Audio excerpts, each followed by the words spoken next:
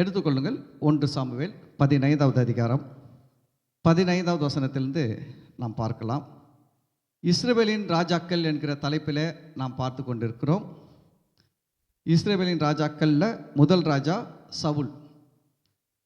நம்ம மறந்து போகக்கூடாது. இந்த முதல் ராஜா சவுல் குறித்து நம்ம பார்க்கும்போது 1 சாமுவேல் 15வது அதிகாரத்தில் அநேக காரியம் போன வாரம் பார்த்தோம். அதுக்கு முன்னாடி சவுல் பற்றி சில காரியங்கள்லாம் பார்க்கும்பொழுது கர்த்தர் மேலேயே பழி போட்டார். அவர் செய்த தவற என்ன பண்ணிட்டாரு? கர்த்தர் மேலே பழி போட்டுட்டார். தொடர்ந்து அதிலிருந்து பார்க்கலாம் என்ன நடந்தது. கர்த்தர் அமலேக்கியரோடு யுத்தம் பண்ணி அமலேக்கியருக்கு உண்டான எல்லாவற்றையும் என்ன பண்ண சொன்னார்? அழித்து போட்டுடு, ஒன்றையும் உயிரோடு வைக்க வேணான்னு சொன்னார். இது ஆண்டுடைய வார்த்தை. ஆனால் சவுல் என்ன பண்ணார்னா, பலவீனமானது, உதவாதது இதெல்லாம் அழித்து போட்டுட்டு முதல் தரமானது இரண்டாம் தரமானதுன்னு பிரித்து நல்லதெல்லாம் வச்சுக்கினார். அப்போ சாமுவேல் வந்து கேட்கும் போது என்ன சொல்கிறாரு? இது உம்முடைய தேவனாகிய கர்த்தருக்கு பலியிடுவதற்காக நான் வச்சிருக்கிறேன் சொல்லிட்டு சொன்னார். இப்போ அதிலிருந்து நாம் தொடர்ந்து படிக்கலாம். 15வது வசனம், 15வது அதிகாரம் 15வது வசனம். அதற்கு சவுல், அமலேக்கியரிடத்திலிருந்து அவைகளை கொண்டு வந்தார்கள். ஜனங்கள் ஆடு மாடுகளில் நலமானவைகளை உம்முடைய தேவனாகிய கர்த்தருக்கு பலியிடும்படிக்கு தப்ப வைத்தார்கள், மற்றவைகளை முற்றிலும் அழித்து போட்டோம் என்றான். இதிலிருந்து தான் நம்ம பார்த்தோம். இவர் வந்து அங்கே பேசும்போது என்ன சொல்கிறாருன்னா, உம்முடைய தேவனாகிய கர்த்தர்ன்னு சொல்கிறாரு. எப்பவுமே வந்து சில காரியங்கள் ஆண்டவர் மேலே பழி போடுறவங்கலாம் ரொம்ப ஞானமாக பேசுவாங்க. இவங்க தப்பு செஞ்சுட்டு தப்பிக்கிறவங்க எப்படி பேசுவாங்க? ரொம்ப டேலண்டாக பேசுவாங்க. உங்கள் ஆண்டவர் தாங்க சொன்னார், உங்கள் ஆண்டவர் தான் எனக்கு ஒரு தரிசனம் காட்டினார் அப்படின்வாங்க. நீ ஜெபம் பண்ண பற்றியா, அதனால தான்னுவாங்க. நீ உபவாசம் இருந்தல்ல, அதனால தான்னுவாங்க. இதெல்லாம் ரொம்ப நம்ம எச்சரிக்கையாக இருக்கணும். எப்பவுமே வந்து நம்ம வாழ்க்கையில் நம்ம வந்து யாருக்காகவும் மாய்மாலம் பண்ணி பேசக்கூடாது. எதுவாக இருந்தாலும் ஓப்பனாக என்ன பண்ணணும்? திறந்த மனதோடு இதுதான் உண்மை, இதுதான் பொய், இதுதான் ஆண்டவர் தான் சொன்னார். எதை என்ன பண்ணுங்க, நீங்கள் இதுதான் சொல்லுங்க. நீங்கள் அவங்க என்ன நினைப்பாங்க, இவங்க என்ன நினைப்பாங்க அப்படின்னு சொல்ல வேணாம். அதே போல் மாய்மாலமும் பண்ண வேணாம். ஆமேன்.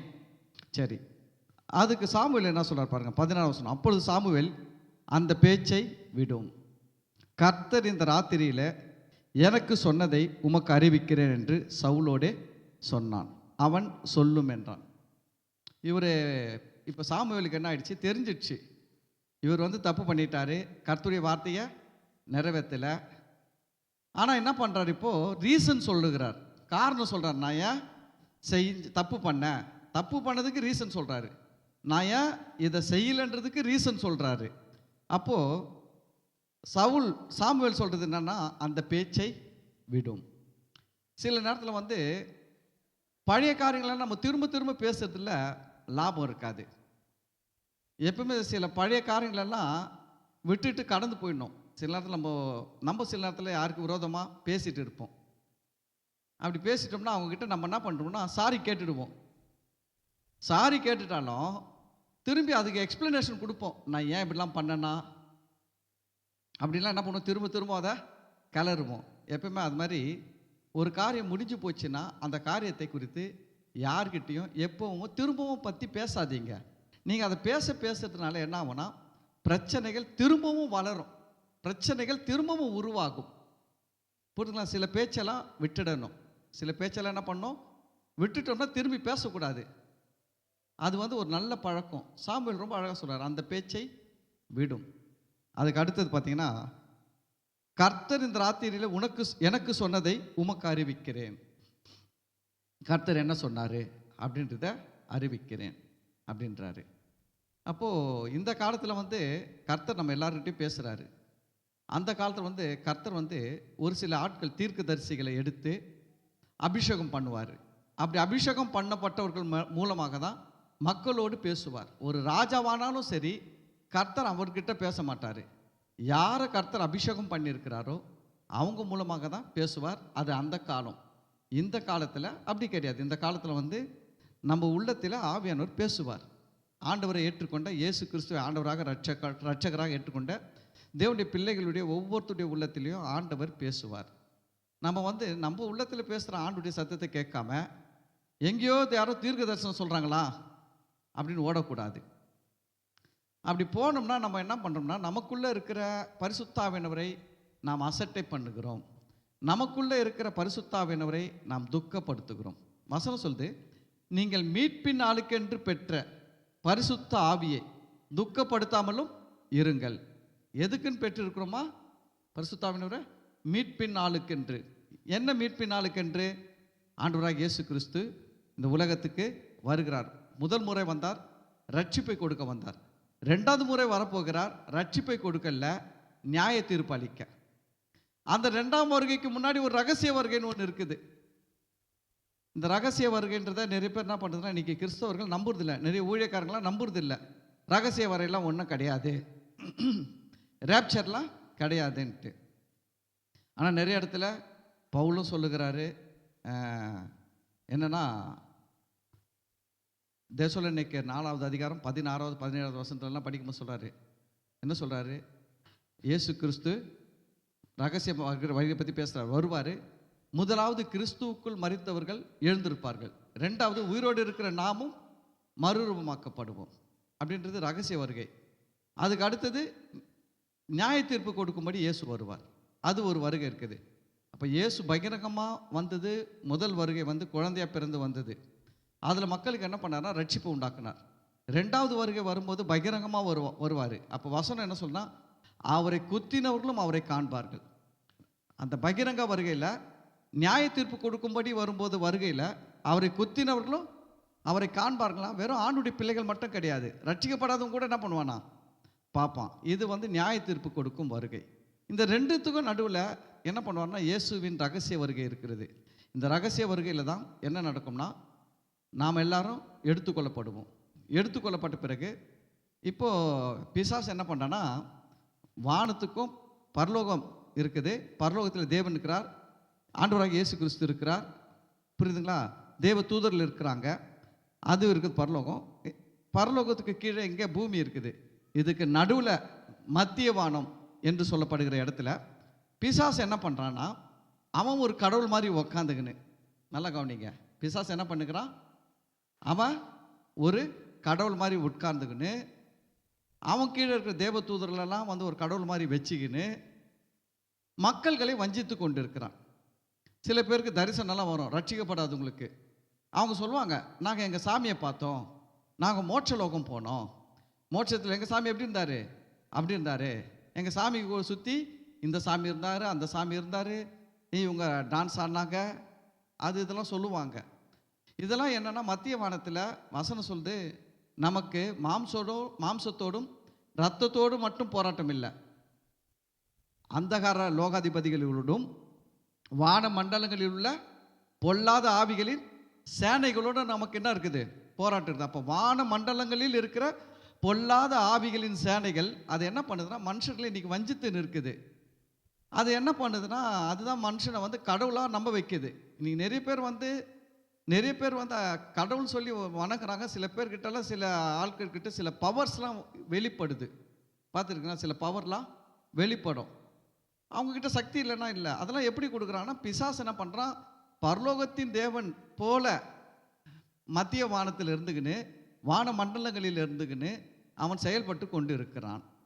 இப்போ இயேசுவின் ரகசிய வருகையில் என்ன நடக்கும்னா, இந்த வான மண்டலங்களில் இருக்கிற மத்திய வானத்தில் இருக்கிற இந்த பிசாசின் தூதர்கள்லாம் பூமியில் தள்ளப்படுவார்கள். இயேசுவின் ரகசிய வருகையில் என்ன பண்ணுவாங்க, இவங்க தள்ளப்படுவார்கள். அதுக்கு பிறகு தான் அந்தி கிறிஸ்து ஆட்சி இந்த பூமியில் வரும். ஆனால் நீங்கள் பயப்படாதீங்க, அந்தி கிறிஸ்து வரான், 666 வருது, எல்லாம் வந்துடுச்சா, ரெடியாக இருக்குது. ஒரு யூடியூப்பில் ஒருத்தர் இருக்கிறாரு, இப்படி சொல்லி அவர் சம்பாரிச்சு காரு பங்களான்னு வாங்கிட்டாரு. தெரியுங்களா உங்களுக்கு?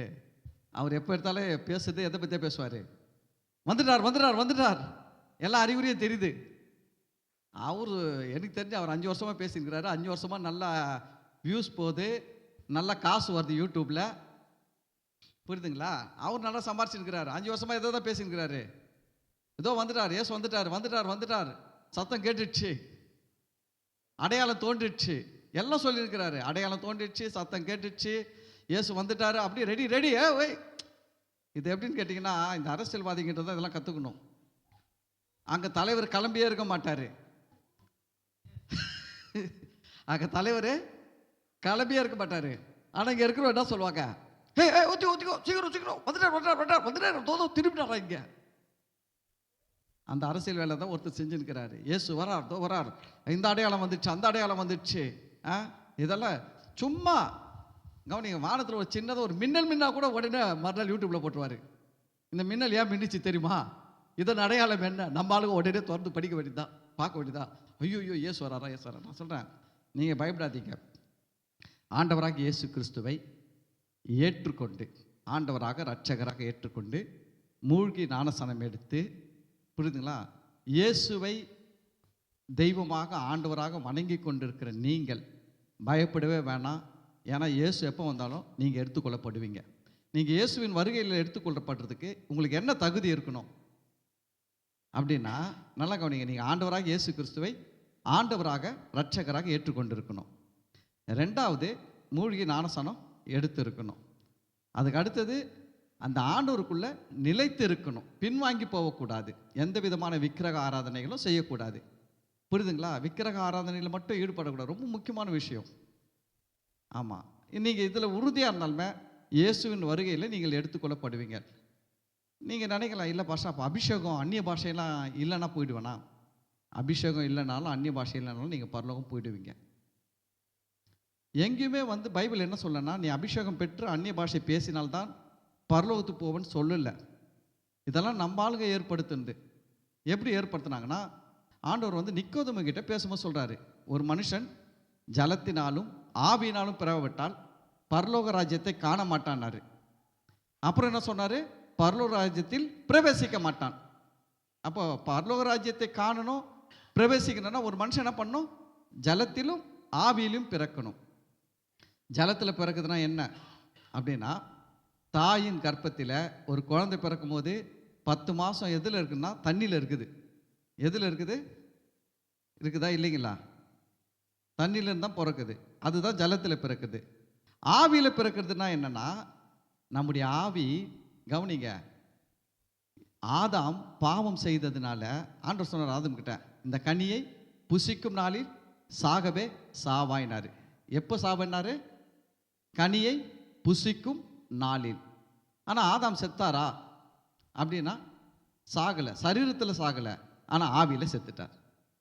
ஆவியில் ஆதாம்க்கு என்ன வந்துடுச்சு? மரணம் வந்துடுச்சு. அதனால்தான் தேவன் என்ன பண்ணிட்டார்னா, அது பிறகு மனுக்குலம் பார்த்தீங்கன்னா ஆண்டவரை ஆண்டவராக ஏற்றுக்கொள்ள மாட்டேன்து. ஏன்னா இந்த ஆவி, தேவன் தந்த தீபம், இது என்ன ஆயிடுச்சு, மரித்த நிலையில் போயிடுச்சு. புரியுதுங்களா? மரித்த நிலையில் இருக்கிறவனுக்கு நீங்கள் சாப்பாடு கொடுத்தா சாப்பிடுவானா? எதுவும் பண்ண மாட்டான். அது போல் இந்த ஆவி மரித்த நிலைக்கு போனதுனால உயிர் இருக்குது, கோமா ஸ்டேஜில் இருக்கிற மாதிரி இருக்குது. ஆவி செயலிருந்து விட்டது. அதனால் என்ன ஆயிடுச்சுன்னா, மனுஷனுடைய ஆவி மரித்ததாக போச்சு. ஆதாம் அன்னைக்கு செத்தான். தேவனுடைய வார்த்தையின்படியே அன்னைக்கு ஆதாமுக்கு என்ன வந்துச்சு? மரணம் வந்துச்சு. மரணம் சரீரத்தில் வரல, ஆவியில் வந்துச்சு. இப்போ இந்த ஆதாமுடைய மூலமாக பிறந்த மக்கள் எல்லாருமே ஆவியில் எப்படி இருக்கிறாங்க? மரித்தவர்களாய் இருக்கிறார்கள். இப்போ ஆண்டவராக இயேசு கிறிஸ்து இந்த உலகத்தில் வந்த பிறகு, அவர் சிலுவையில் மரித்த பிறகு, அவரை ஏற்றுக்கொள்கிறவர்களுக்கு என்ன நடக்குதுன்னா, பழைய மனுஷன் அவரோடு கூட சிலுவையில் அறையப்பட்டான். இயேசு உயிர் தெழுந்தது போல இப்போ நம்ம ஆவியில் பிறந்திருக்கிறோம். புரியுதுங்களா? இயேசு ஏற்றுக்கொள்ளும் போது நம்முடைய மரித்த ஆவி என்ன ஆயிடுச்சு? இப்போ உயிர் தெழுதல் வல்லமை பெற்று இப்போ ஜீவன் உள்ளதா மாறிடுச்சு. அதனால இயேசு சொன்னார், உயிரோடு இருந்து என்னை விசுவாசிக்கிறவன் மரித்தாலும் பிழைப்பான், அவன் மரிக்காமலும் இருப்பான். இப்போ இந்த ஆவி இன்னப்பட்டு என்ன பண்ணாது? சாகாது. இந்த ஆவி என்ன பண்ணாது? சாகாது. ஏன்னா இயேசுவை விசுவாசிக்கிறவனுடைய ஆவி மரித்தாலும் பிழைக்கும், உயிரோடு இருந்து சாகாமலும் இருக்கும். அல்லேலூயா. இப்போ நமக்கு ஜீவன் நம்முடைய ஆவியில் இயேசுவை ஏற்றுக்கொள்ளும் போது நம்ம ஆவியில் என்ன பண்ணிட்டோம்? பிறந்து விட்டோம். வசனம் சொல்லுது, நீங்கள் மறுபடியும் பிறந்திருக்கிறீர்கள். எப்படி பிறந்திருக்கிறீங்க? வசனத்தின் மூலமாக பிறந்திருக்கிறீர்கள். மறுபடியும் ஜெனிப்பிக்கப்பட்டு இருக்கிறீர்கள். மறுபடியும் பிறந்துட்டோம். இப்போ நம்ம ஒரு மனுஷன் ஜலத்தினாலும் ஆவினாலும் பிறக்கணும்னா என்னது? ஜலத்தில் பிறக்குது, அம்மா வயிற்றிலிருந்து பிறக்குது, கருவா பிறக்குது. ஆவியில் பிறக்குது என்னன்னா, இயேசுவை என்றை கேட்டுக்கொண்டீர்கள், நீங்கள் அப்போ மறுபடியும் ஆவியில் பிறந்து விட்டீர்கள். இப்போ என்னன்னா, இங்கே தான் வந்து ஒரு குழப்பம் பண்ணிட்டாங்க. இவங்க என்ன பண்ணிட்டாங்கன்னா, ஆவியில் பிறக்கிறது என்ன சொல்லிட்டாங்கன்னா, நீ அந்நிய பாஷையின் அடையாளத்தோடு அபிஷேகம் பெற்றால்தான் நீ ஆவியில் பிறக்கிற. நீ அந்நிய பாஷை பெறலன்னா, அபிஷேகம் பெறலன்னா நீ எதில் பிறக்கல? ஆவியில் பிறக்கலன்னு சொல்லி அது ஒரு தவறான உபதேசம். அது ஒரு தவறான உபதேசம். அப்படி சொல்கிறாங்கன்னா, முதல்ல அவங்களுக்கு சத்தியம் தெரியல. அவங்களுக்கு என்ன தெரியல? சத்தியம் தெரியல. இதில் என்ன நிறைய குழப்பங்கள் வந்துடுச்சு. இவங்க அப்படி போதிச்சதுனால என்ன ஆயிடுச்சுன்னு கேட்டிங்கன்னா, நிறைய மக்கள் பின்வாங்கி போயிட்டாங்க. பல நாள் காத்திருந்து அபிஷேகம் கிடைக்கலன்னு ஒன்று அவங்க என்ன ஆயிட்டாங்கன்னா, எனக்கு அபிஷேகம் கிடைக்கல, அந்நிய பாஷை கிடைக்கல, நான் பரலோகம் போக போகிறது கிடையாது, அதனால் நான் எதுக்கு கோயில் போய் வந்துன்னு இருக்கணும்? நம்ம என்ன பண்ணலாம்? அட்லீஸ்ட் இந்த உலகத்தில் இருக்கிற இந்த அநித்தியமான பாவ சந்தோஷத்தை அது கொஞ்சம் அனுபவிச்சுக்கலாம் அப்படின்னு சொல்லிட்டு நிறைய பேர் பின்வாங்கி போய் விட்டார்கள். நிறைய பேர் சோர்ந்து போயிட்டாங்க. அபிஷேகம் அந்நிய பாஷைன்னு கேட்டு கேட்டு கேட்டு கிடைக்காம சோர்ந்து போய் ஏதோ ஒரு நடைப்பினமாக கிறிஸ்துக்குள்ளே வாழ்ந்து கொண்டிருக்கிறார்கள். ஆனால் இதுக்கு அது ஆண்டவர் சொன்னது வந்து ஜலத்தினாலும் ஆவினாலும் பிறக்கிறதுன்றது, ஜலத்தில் பிறக்கிறது, தாயின் கருவிலிருந்து பிறக்கிறது. ஆவியில் பிறக்கிறதுன்றது இயேசுவை நாம் ஏற்றுக்கொள்ளும்போது, விசுவாசத்தை ஏற்றுக்கொள்ளும்போது, நம்முடைய ஆதாமுக்குள் எல்லாரும் மரிக்கிறது போல கிறிஸ்துவுக்குள் நாம் எழுந்திருக்கிறோம். இயேசுவின் உயிர்த்தெழுந்த வல்லமை நம்ம என்ன பண்ணியிருக்கு? நம்முடைய ஆவியை உயிரோட மரித்த ஆவியை இயேசு உயிர்த்தெழுந்து போல நம்முடைய ஆவியை உயிர்த்தெழ வச்சிடுச்சு விசுவாசத்தின் மூலமாக. இப்போ நம்ம ஆவி எப்படி இருக்குதுன்னா ஜீவனாக இருக்கிறது. அப்போ பரலோகம் போகிறதுக்கு இயேசு தான் முக்கிய காரணம். நல்லா கவனிங்க. நீங்கள் அதை செஞ்சு இதை செஞ்செல்லாம் பரலோகம் போகவே முடியாது. அது வேற என்ன சொல்லிடுறாங்கன்னா, இதில் நிறைய குழப்பங்கள் இருக்குது. நான் பார்த்த வரைக்கும் நிறைய விஷயங்கள் குழப்பமாக இருக்குது. எல்லாரும் பரலோகம் போக முடியாதுன்னு. சரி, எல்லாரும் பரலோகம் போக முடியாது. யார் தான் பரலோகம் போவாங்கன்னா, பரிசுத்தமாக வாழணும். சரி, பரிசுத்தமாக வாழணும்னா என்னென்ன செய்யணும்னு ஒரு லிஸ்ட்டு போட்டு கொடுங்க. அது பரிசுத்தமாக வாழணும், என்னென்ன லிஸ்ட்டு போட்டு கொடுக்கணும்? ஜபம் பண்ணணும், வேதம் வாசிக்கணும், பொய் சொல்லக்கூடாது, திருடக்கூடாது, மற்றவனை ஏமாற்றக்கூடாது, கசப்பு இருக்கக்கூடாது, கோவப்படக்கூடாது, சண்டை போடக்கூடாது, நிறைய லிஸ்ட் அவுட்டு கொடுப்பாங்க. சரி, இதில் ஒன்று இருந்தால் கூட பரலோகம் போக மாட்டோமா அப்படின்னா, ஆமாம். ஆனால் சொல்றூருக்கே அதில் ஏதாவது ஒன்று இருக்கும். சொன்னூருக்கே கண்டிப்பாக இருக்குங்க, கண்டிப்பாக இருக்கும். யார் மேலாம் பகை இருக்கும், கசப்பு இருக்கும், கோபம் இருக்கும், வைராக்கியம் இருக்கும், பேசாமல் இருப்பார். நான் செத்தாலும் அவங்ககிட்ட பேச மாட்டேன். இருக்குமா இருக்காதா? இருக்கும். அப்போது போதிக்கிற இவரும் பரலோகம் போக மாட்டார், கேட்குற அவர் சபை மக்களும் பரலோகம் போக மாட்டாங்கன்னா இவர் எதுக்கு பாஸ்டராக இருக்கணும்? இவங்க எதுக்கு இயேசுவை ஏற்றுக்கணும்? நல்ல ஒரு புத்தியாக யோசிச்சு பாருங்கள். நான் சொல்கிறேன்னு சொல்லிட்டு சில பேருக்கு வந்து ஒரே இதுவாகிடும், எமோஷ்னல் ஆகிடுவாங்க. கொஞ்சம் நியாயமாக யோசிச்சு பாருங்கள். நான் சொல்கிறேன், நானே பரலோகம் போக மாட்டேன், கேட்குற நீங்களும் பரலோகம் போக மாட்டீங்கன்னா நான் எதுக்கு இங்கே சர்ச்சை நடத்தணும்? நீ எதுக்கு இங்கே வரணும் சொல்லுங்கள். நான் ஏதாவது வேலை பார்க்க போயிடலாம், நீங்கள் வேலை வெட்டி செஞ்சுக்கின்னு நல்ல சீரியல் 2 சீரியலை பார்த்துக்கலாம். இந்த டைமில் நீங்களும் டைம் வேஸ்ட்டு பண்ணி இங்கே உட்காந்து, நானும் டைமை வேஸ்ட்டு பண்ணி பிரசங்கம் பண்ணி, நீங்களும் பரலோகம் போக போகிறது கிடையாது, நானும் பரலோகம் போக போகிறது கிடையாதுன்னா அப்போ கிறிஸ்துவ வாழ்க்கைக்கு என்ன தான் அர்த்தம்? கிறிஸ்துவ வாழ்க்கையில் பார்த்தீங்கன்னா நிறைய கிறிஸ்தவர்கள் குழப்பத்தில் வாழ்ந்து கொண்டு இருக்கிறாங்க. ஒரு தெளிவு கிடையாது. பரலோகம் போவீங்களான்னு கேட்டு பாருங்க. போனேன்னு தான் நினைக்கிறேன், போவேன்னா போக மாட்டேனான்னு தெரியல. விருப்பம் என்னமோ எங்கே போகணுன்ட்டு இருக்குது, பரலோகம் போகணுன்ட்டு இருக்குது. ஆனால் நிச்சயம் இல்லை. நிச்சயம் என்ன இல்லை? இல்லை. போவேனா போக மாட்டேன்னா தெரியல. ஆண்டவர் வந்தால் தாங்க தெரியும். நம்ம ஆண்டவர் நல்ல தேவன். நல்லா கவனிங்க, நம்ம ஆண்டவர் நல்ல தகப்பன். இப்போ பரலோகத்துக்கு போகிறதுக்கு அவர் என்ன பண்ணியிருக்கிறார்னா ரட்சிப்பை உண்டு பண்ணியிருக்கிறார். இயேசு கிறிஸ்து கல்வாரி சிலுவையில் ரத்தத்தை சிந்தி பாடுபட்டு ஜீவனை கொடுத்து நமக்கு என்ன கொடுத்துருக்கிறாரு? ரட்சிப்பு. வசனம் சொல்லுது, கிருபையினால விசுவாசத்தை கொண்டு ரட்சிக்கப்பட்டீர்கள், இது உங்களால் உண்டானதல்ல, இது தேவனுடைய ஈவு. இந்த ரட்சிப்பின் மூலமாக தான் நாம் பரலோகம் போக போகிறோம். உடனே இதுக்கும் வசனம் பேசுவாங்க. ரட்சிப்புன்னு பேசுறீங்களா? வசனம் வந்து சொல்லுது ரட்சிக்கப்பட்டீர்கள் சொல்லுது, ரட்சிக்கப்படுகிறோம் சொல்லுது, ரட்சிக்கப்படுவீர்கள் சொல்லுது. ஆவியில ரட்சிக்கப்பட்டோம், ஆத்மாவில் ரட்சிக்கப்பட்டு கொண்டே இருக்கிறோம் தினந்தோறும். வருகையில், இயேசுவின் வருகையில் இந்த சரீரம் ரட்சிக்கப்படும். புரியுதுங்களா? ரொம்ப சிம்பிளாக சொல்கிறேன். இதை வச்சு இவங்க என்ன பண்ணிடுறாங்கன்னு குழப்பிடுவாங்க. நீங்கள் ரட்சிக்கப்படுவீர்கள், உங்கள் ரட்சிப்பு நிறைவேற பிரயாசப்படுங்கள் சொன்னார் பவுல். நீ பிரயாசப்படு பிரயாசப்படு பிரயாசப்படுன்னு சொல்லி என்னென்னமோ போட்டு குழப்பி கிறிஸ்துவ மக்களை சோர்வுக்குள்ளாக்கிட்டாங்க. இயேசுவின் உபதேசம், கவனிங்க, மக்களை கஷ்டப்படுத்துவது இயேசுவின் உபதேசம் கிடையாது. மக்களை குழப்புவது இயேசுவின் உபதேசம் கிடையாது. இயேசு என்ன சொல்லி கூப்பிட்டாரு மக்களை தெரியுங்களா? வருத்தப்பட்டு பாரம் சுமக்கிறவர்களே, நீங்கள் எல்லாரும் என்னிடத்தில் வாருங்கள், நான் உங்களுக்கு இளைப்பாறுதல் தருவேன். என்ன தருவேன்? இளைப்பாறுதல்னா என்னன்னா ரெஸ்ட்டு. ஒரே குழப்பத்தில் இருக்கிறவனுக்கு ஒரு ஃப்ரீனஸ் வருது பார்த்தீங்களா மனசில், அதுதான் ரெஸ்ட்டு. ஒரே குழப்பமாக இருக்கும், பரலோகம் போவேனா போக மாட்டேனான்னு தெரியல. இப்போ ஆண்டுடைய வார்த்தை உங்களை வந்து என்ன பண்ணோன்னா, நீ கண்டிப்பாக போயிடுவேன்னு உங்களுக்கு உறுதி கொடுக்கும், ஒரு நிச்சயத்தன்மை கொடுக்கும். அதுதான் இளைப்பாறுதல். அப்போ நீங்கள் பரலோகம் போக போகிறதுக்கு காரணம் பார்த்தீங்கன்னா, அவருடைய கிருபையினால் ரட்சிக்கப்பட்டு இருக்கிறீங்க. அவருடைய கிருபையினால் விசுவாசத்தை கொண்டு ரட்சிக்கப்பட்டு இருக்கிறீங்க. அதனால் நீங்கள் பரலோகம் போயிடுவீங்க. கவனிங்க, நீங்கள் பரலோகம் போக போகிறது எப்படி போக போகிறீங்க? அவருடைய கிருபையினால் உண்டான ரட்சிப்பின் மூலம். புரியுதுங்களா? நல்லா கேட்டுங்க. அவருடைய கிருபையினால் உண்டான ரட்சிப்பின் மூலம் நீங்கள் இப்போ எங்கே போயிடுவீங்க? பரலோகம் போயிடுவீங்க. இதில் எந்த டவுட்டுமே கிடையாது. நீங்கள் பரலோகம் போக மாட்டீங்கன்னு யாருன்னா சொன்னாங்கன்னா, நான் சொல்கிறேன், தயவு செஞ்சு அது மாதிரி இடத்துல போய் உக்காந்து உங்கள் மண்டையை காய வச்சுக்காதீங்க. ரொம்ப கன்ஃபியூஸ் ஆகிடுவீங்க. உண்மையில் சொல்ல போனால் நீங்கள் கிறிஸ்துவுக்குள்ளே பண்ணுற ஜெபம் வந்து பார்த்தீங்கன்னா அன்பு இருக்காது. ஏன்னா இப்போ யோசிச்சு பாருங்கள், நீங்கள் ஒரு கம்பெனி வாசலில் போய் நிற்கிறீங்க, காலைல 8 மணிலேருந்து நைட் 8 மணி வரைக்கும் நிற்கிறீங்க. அவன் சொல்கிறான் நான் வேலைக்கு எடுத்துப்பேன்னு சொல்கிறான். ஆனால் எடுத்துப்பானா எடுத்துக்க மாட்டானான்னு தெரியல உங்களுக்கு. எத்தனை வருஷம் போய் நிற்பீங்க? ஒரு குறிப்பிட்ட நாளுக்கு மேலே என்ன ஆகிடும் தெரியுங்களா? போவதை நிறுத்திடுவீங்க, கம்பெனி போகிறத நிறுத்திடுவீங்க. ரெண்டாவது, அந்த கம்பெனியான போய் நிற்கிறதே உங்களுக்கு வந்து வெறுப்பாயிடும். இன்றைக்கி சபையும் அப்படி தான் ஆயிடுச்சு. மக்களுக்கு வந்து சபையில் வந்து தேவனை ஆராதிக்க மனசு இல்லை. தேவனை வந்து ஆராதிக்க என்ன இல்லை? மனசு இல்லை, அன்பு இல்லை. ஏன் ஆராதிக்கிறாங்க தெரியுங்களா? அங்கே கத்துறாங்க, அக்கினி இறங்குது இறங்குது இறங்குது.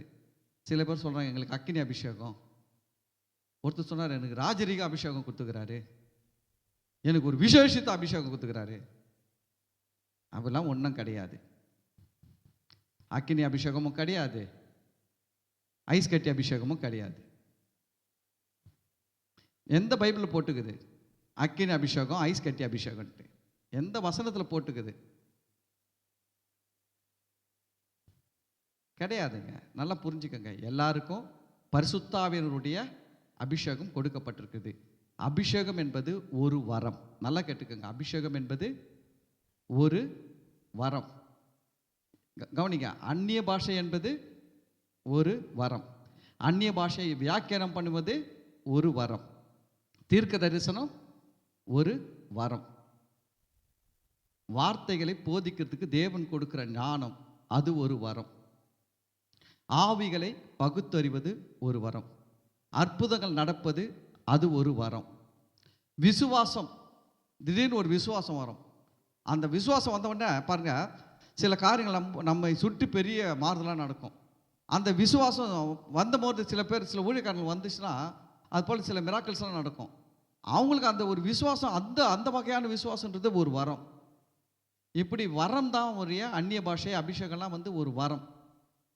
இது வந்து வரன்றது வந்து தேவன் எல்லா வரங்களையும் எல்லாருக்கும் கொடுக்கல. புரியுதுங்களா? எல்லாரையும் அப்போஸ்தலராக ஆக்கலை, எல்லாரையும் தீர்க்கதரிசிகளாக ஆக்கலை. ஊழியக்காரங்களை எடுத்துக்கங்க, எல்லா ஊழியக்காரங்களும் அப்போஸ்தலரா இல்லை, எல்லா ஊழியக்காரங்களும் தீர்க்கதரிசியா இல்லை, எல்லா ஊழியக்காரங்களும் சுவிசேஷகர்களா இல்லை, எல்லா ஊழியக்காரங்களும் பாஸ்டரா இல்லை, எல்லா ஊழியக்காரங்களும் டீச்சரா இல்லை. எல்லாருமே ஊழியம்தான். ஆனால் தேவன் என்ன பண்ணுறாரு? ஒவ்வொருத்தருக்கும் ஒவ்வொரு வரங்களை கொடுத்துருக்கார். அப்படிதான் அபிஷேகம் அந்நிய பாஷையும் ஒரு வரம். நீங்கள் இல்லைன்னா நீங்கள் போட்டு குழப்பிக்காதீங்க. அவங்க அந்நிய பாஷை பேசுகிறாங்க, இதில் என்ன நிறைய இந்த அந்நிய பாஷை பேசுகிற ஆள் தான் குழப்புற வேலை தான் பெரிய வேலை. நான் பரலோகம் போயிடுவேன் இயேசுநாதர் வந்தா. குழாவில் அவ்வளோ அசிங்கமாக பேசுறது. நீ வந்து சர்ச்சில் அந்நிய பாஷை போயிட்டால் பரலோகம் போயிடுவியா? நான் சொல்கிறேன், அந்நிய பாஷையே பேசலைன்னா கூட சாட்சியாய் வாழ்கிறோம் உன்னை விட மேலானவன். புரியுமா? ஜனங்க இன்னைக்கு என்ன சொல்கிறாங்க, அந்த பொம்பளையா குழாவில் அவ்வளோ அசிங்கமாக பேசுதுங்க, இதோ பாருங்க இப்போ மேலே போச்சுன்னா அப்படியே ஆவியில் கத்தம் பாருங்க, அது குரல் தான் இங்கே வரைக்கும் கேட்கும். இப்போ இதெல்லாம் வந்து என்ன பண்ணிடுது, வந்து ஒரே என்ன சொல்லிடுது மக்கள்கிட்ட, அபிஷேக அந்நிய பாஷை இல்லாதவங்க மக்கள்கிட்ட என்ன சொல்கிறது, நான் பரலோகம் போய்டுவேன், நான் அந்நிய பாஷைலாம் பேசுகிறேன், நீ பேசலைல்ல நீ போக மாட்டேன். நான் சொல்கிறேன், இது மாதிரி ஆளுங்களுக்கு சுத்தமாக வேத அறிவே இல்லை, ஜீரோ. இப்போ போட்டு வச்சுக்கிறான் ஜீரோ ஆக்சிடென்ட் அங்கங்கே. நான் சொல்கிறேன், ஜீரோ வேத அறிவு தெரியல. அந்நிய பாஷைனா என்ன, அபிஷேகம்னா என்ன, வரம்னா என்ன, இதெல்லாம் ஒன்றும் தெரியல. பரலோகம் போகிறதுக்கு என்ன தகுதின்னு தெரியல. பரலோகம் போக போகிறது நம்ம தகுதினாலும் போக போகிறது கிடையாது. ஆண்டுடைய ரட்சிப்பு இலவசமாய் கிருபையினால் கொடுத்த ரட்சிப்பை நாம் விசுவாசத்தின் மூலம் பெற்றுக்கொண்டு இருக்கிறோம். அதன் மூலம் தான் போக போகிறோம். நிறைய பேர் கிருபைன்னா என்னென்ன தெரியல. கிருபைனா என்ன தெரியுங்களா? நீங்கள் செய்ய முடியாத ஒன்றுக்காக கடவுள் உங்களுக்கு இலவசமாக கொடுத்தானா அது பேர் தான் கிருபை. செய்ய முடியாத ஒன்றுக்காக உங்களுக்கு இலவசமாக கொடுக்கப்பட்டது தான் கிருபை.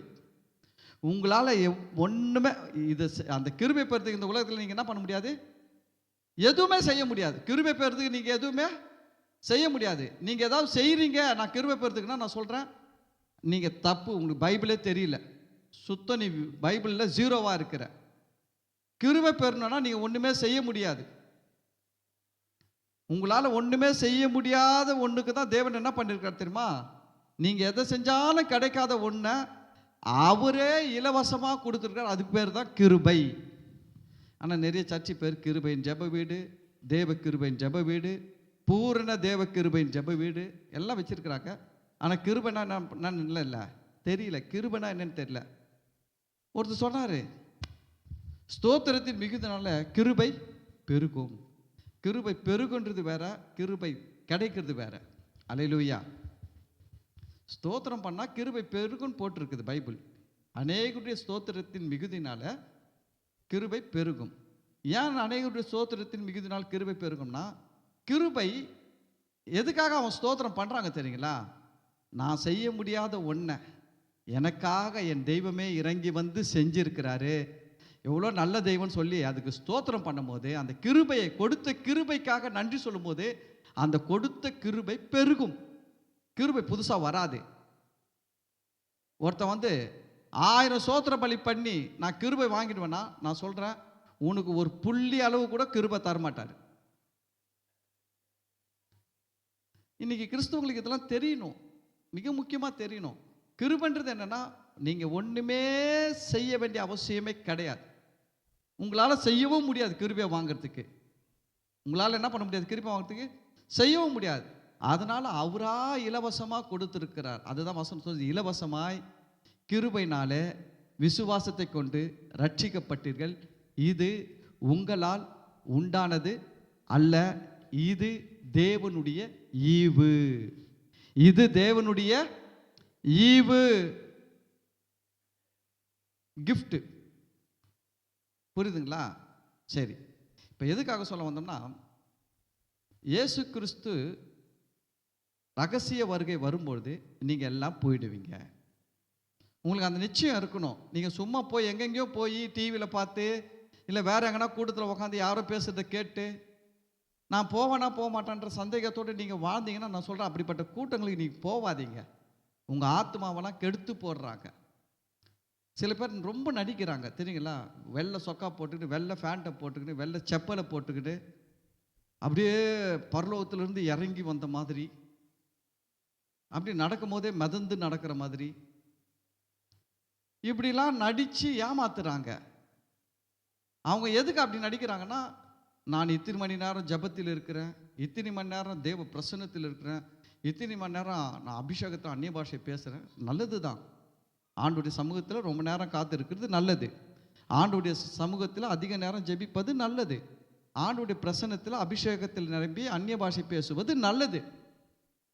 ஆனால் இவங்க என்ன பண்ணிடுறாங்கன்னா, இதெல்லாம் வெளிப்படுத்தி பிராபகண்டா பண்ணி என்ன பண்ணிடுறாங்க, இப்படிலாம் நான் இருக்கிறதுனால நான் எங்கே போயிடுவேன், பரலோகம் போயிடுவேன், நீ அப்படின்ன உடனே நம்ம ஆட்களுக்கு என்ன, ஐயோ இந்த பாஸ்டர் போயிடுவார் போல இருக்குது பரலோகம், நம்ம போக முடியாது போல இருக்குது, அதனால நம்ம ஒன்று பண்ணணும். எலியா போகிற இடம்லாம் இந்த எலிசா என்ன பண்ணார் தெரியுமா, ஒரு வார்த்தை சொன்னார், நான் உம்மை விட்டு பிரிகிறது இல்லை என்று உம்முடைய தேவனாகிய கர்த்தருடைய ஜீவனை கொண்டு சொல்லுகிறேன்னு சொல்லிட்டு எலியாவுடைய சால்வையை பூச்சிக்கிட்டே எலிசா போன மாதிரி இவங்க என்ன நினைக்கிறாங்கன்னா, இந்த பாசுடைய ஜிப்பாவையே பூச்சினே போனோம்னா ஒரு நாள் இவர் பரலோகம் போகும்போது நம்மளை கூண்டு போயிடுவார். நான் பார்த்துக்கிறேன், நான் அது மாதிரி ஆளெல்லாம் பார்த்து இருக்கிறேன். அவர் அந்த பாஷ் அப்படி வந்தார்னா அவர் பின்னாடி தான் வருவாங்க. அவர் பையன் ஒரு ஆள் தூக்கின்னு வருவார், அவர் குடிக்கிற தண்ணி கேனை ஒருத்தர் தூக்கின்னு வருவார். அவர் சர்ச்சில் எத்தனை விசுவாசி இருக்கிறாங்க, 50 விசுவாசி. 50 விசுவாசி இருக்கிறதுக்கு இந்த அலப்பறை. கர்த்தர் இவரை நம்பி 5000 விசுவாசியை கொடுத்தாருன்னா என்னென்ன அலப்பறை நடக்கும்னு தெரியாது. 50 விசுவாசி இருக்கும்போதே இவ்வளோ அலப்பறை. இவர் அங்கேருந்து வரும்போது பையை ஒருத்தர் எடுக்கணும், தண்ணி கேனை ஒருத்தர் எடுக்கணும், இவர் வரத்துக்கு முன்னாடி அவங்க 2 பேர் முன்னாடி வரணும், அவங்க வந்து ஐயா உக்காரத்துக்கு சேரை ரெடி பண்ணணும்.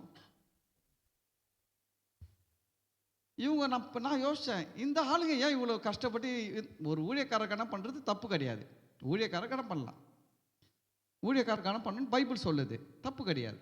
ஆனால் வந்து ஒரு அடிமை போல ஊழியக்காரனுக்கு இருக்கக்கூடாது.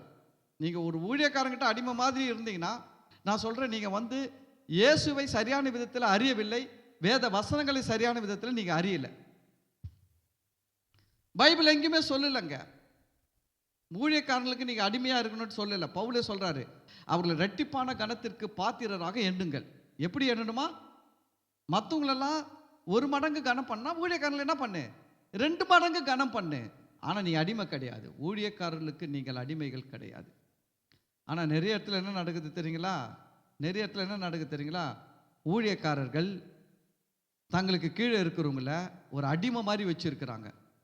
ஏன் இவங்க கீழே இருக்கிறவங்க அடிமை மாதிரி இருக்கிறாங்க அப்படின்னா, அவங்களுக்கு என்ன நினைப்புனா, இயேசு வந்தானா பரலோகத்துக்கு யார் போயிடுவார், ஐயா போயிடுவார். ஏன்னா ஐயா வந்து இத்தனை மணி நேரம் காலையில் ஜெபிக்கிறார், இத்தனை மணி நேரம் மதியானத்தில் ஜெபிக்கிறார், இத்தனை மணி நேரம் சாயங்காலத்தில் ஜெபிக்கிறாரு, ஐயா போயிடுவார். ஐயா கூட வந்தோம்னா நம்மள என்ன பண்ணுவார். நான் சொல்கிறேன், நீ பின்வாங்கி போய் இருந்து ஒருவேளை பின்மாற்றத்தில் இருந்து ஐயாவுடைய ஜிப்பாவை பூச்சினே நீ நின்னா கூட ஜிப்பா கீழே விழுந்துடும், ஐயா போயிடுவார்.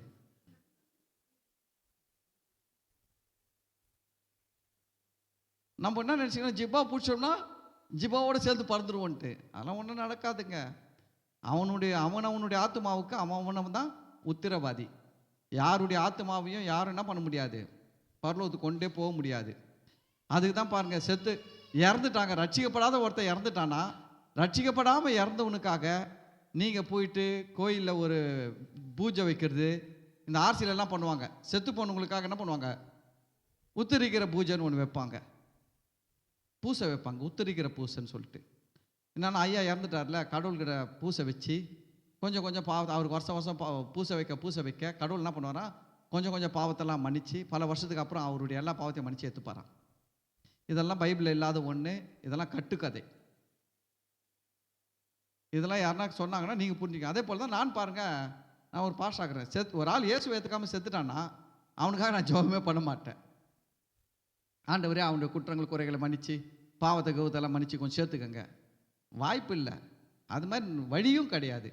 வேணா ஒன்று ஜெபம் பண்ணலாம், இந்த ஆள் போயிட்டான், அந்த குடும்பத்துக்கு ஆறுதல் படுத்துங்க, அந்த குடும்பத்துக்கு ஒரு உதவி செய்யுங்க ஆண்டவரே, அந்த குடும்பம் நல்லா நடக்கிறதுக்கு ஒரு கிருபை செஞ்சு உதவி செய்யுங்க, குடும்பத்தில் ரட்சிக்கப்படாதவங்களாம் ரட்சிக்கப்பட்டோன்னா ஜெபம் பண்ணலாம்.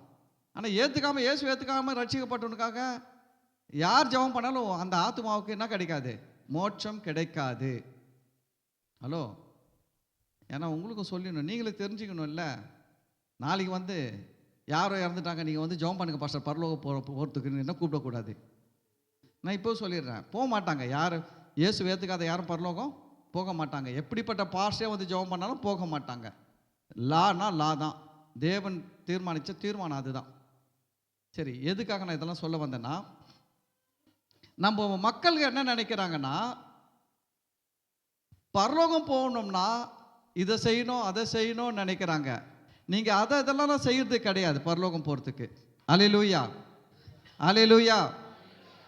சரி, எல்லாமே கிருபையில தான் இருக்கிறோம். நம்ம எல்லாம் எதுல தான் இருக்கிறோம்? கிருபையில தான் ரட்சிக்கப்பட்டோம், கிருபையில தான் வாழ்ந்து கொண்டு இருக்கிறோம். இப்போ நமக்கு தேவன் கொடுக்குற வரங்களும் கிருபையினால் தான் கொடுக்குறாரு. புரியுதுங்களா? கிருபையினால் தான் ஊழிய அழைப்பு, கிருபையினால் தான் எல்லாமே செய்கிறார் தேவன். நம்ம அதை மறந்து போகக்கூடாது. கிருபை பெறுறதுக்கு இதை செய்கிறோம், அதை செஞ்சால் கிருபை கிடைக்கும். யாருன்னா வந்து இதை செஞ்சால் கிருபை கிடைக்கும், அதை செஞ்சால் கிருபை கிடைக்கும்னு சொன்னாங்கன்னா நம்பாதீங்க. சரி, இப்போ இந்த இடத்துல நம்ம பார்க்கும்போது சவுலை போய் பார்ப்போம். சவுல் அங்கே என்ன பண்ணுறாருன்னா, அந்த தீர்க்கதரிசி கிட்ட ஓடி போகிறார். ஏன் தீர்க்கதரிசி கிட்ட ஓடினார்னா, இவர்கிட்ட தேவனுடைய வார்த்தை என்ன இல்லை. தேவன் என்ன பண்ணார்னா, தீர்க்கதரிசி மாதிரி ஒரு ஆட்களை தேர்ந்தெடுத்து அவங்கள அபிஷேகம் பண்ணி அவங்க மூலமாக தாங்க பேசுவார். ராஜாவானாலும் யார்கிட்ட தான் போய் கேட்கணும்? தீர்க்கதரிசிங்கிட்ட தான் கேட்கணும். ஆனால் புதிய ஏற்பாட்டில் கவனிங்க, ஆண்டவர் உங்கள் ஒவ்வொருத்தர் மூலமாக பேசுவார். நம்மகிட்ட 2 விதத்தில் பேசுவாருங்க. ஒன்று, மெயினாக மேஜராக நிறைய காரியங்கள் தேவன் எப்படி பேசுவார்னா, வசனத்தின் மூலம் தான் பேசுவார். நீங்கள் பைபிள் வசனம் நல்லா படிக்க அந்த வசனங்கள் உள்ளே இருக்கணும். அப்போ அந்த வசனங்கள் மூலமாக ஏற்ற நேரத்தில் கர்த்தர் பேசுவார். நீங்கள் அதை புரிஞ்சுக்கணும். 2வது வந்து சில காரியங்கள் வந்து சில ஆட்களுக்கு தேவன் தீர்க்க தரிசனம் வரம் கொடுத்துருக்கிறாரு. சில ஆட்களுக்கு என்ன வரம் கொடுத்துக்கிறாரு? தீர்க்க தரிசனம் வரம் கொடுத்துக்கிறாரு. அவங்க மூலியமாகவும் கர்த்தர் பேசுவார். ஆனால் கவனிங்க, கர்த்தர் உங்ககிட்ட பேசணும்னா அவரே வந்து பேசுவார். நீங்கள் போய் கேட்கணுன்ட்டு அவசியம் கிடையாது. உங்ககிட்ட கர்த்தர் பேசணும்னு ஒரு முடிவு பண்ணிட்டான்னு வச்சுக்கோங்களேன், தீர்க்கதரிசனம் வரம் பெற்றவர் உங்கள் வீட்டை தேடி வந்து உங்ககிட்ட பேசிட்டு போவார். நான் இந்த திருவத்தூரில் யாகம்மான்னு சொல்லிட்டு ஒரு அம்மா இருந்தாங்க, இறந்துட்டாங்க.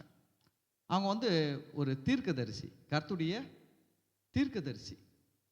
ஏன் அவங்க கர்த்தருடைய தீர்க்கதரிசி நான் சொல்கிறேன் அப்படின்னா, அவங்களுக்கு தீர்க்க தரிசனம் வந்து தீர்க்க தரிசனம் சொல்லும் போது அவங்க என்ன சொல்கிறாங்கன்னு அவங்களுக்கு தெரியாதான். என்னது? அவங்க என்ன சொல்கிறாங்கன்னு அவங்களுக்கு தெரியாதான். அவங்க சொல்கிறதெல்லாம் சுற்றி இருக்கிறவங்களுக்கு தான் தெரியுமா. அவங்க தீர்க்க தரிசனம் சொல்லிட்டு அபிஷேகத்தில் விழுந்துருவாங்க. அதுக்கு பிறகு அவங்க எழுந்தாங்கன்னா என்ன சொன்னேன்ட்டு அவங்களுக்கு தெரியாது.